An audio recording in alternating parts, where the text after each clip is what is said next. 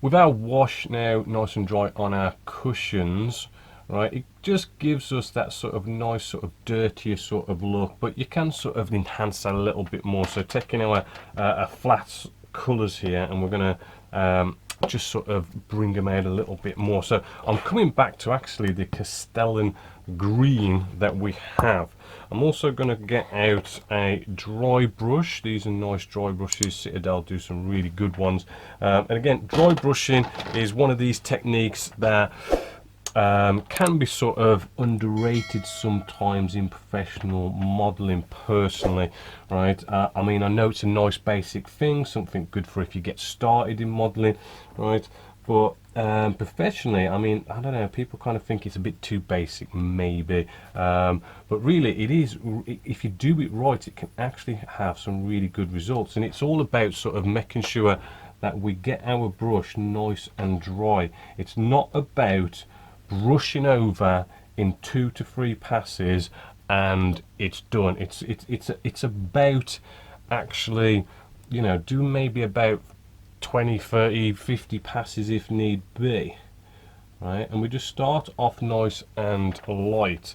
It's a little bit hard to see because we have got such a small piece here, right? It's good when you've got sort of like big figures, right? But if you just kind of, hopefully as you can see what I'm doing here, I'm just trying to just lightly pass over this several times, right? I don't want to be leaving big streaks of paint. It's sort of like I'm almost trying to dust it on, right? And what should hopefully happen is any sort of raised areas, the brush is going to leave a little bit of that paint behind. Any recessed areas, right, the brush isn't going to be able to get to, and the wash has got to that, so we're going to end up with all these sort of recesses that are going to be sort of dark.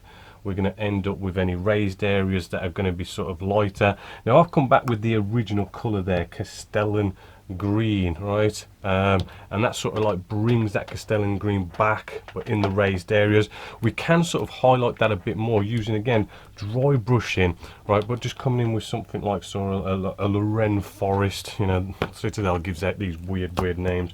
And again we can do the same sort of process. Just let's sort of get our brush loaded up and let's just brush most of it off, right? So we've just got this nice sort of dry sort of kind of dusting on effect of our dry brush. And hopefully what we'll do here with this pass is just really sort of try and aim for those really raised areas, right? And hopefully what we'll get here is a much more sort of nicer highlighted effect. And you've got to be careful. It is rather hard to see on camera, but hopefully you can see those edges now, just getting that lighter effect.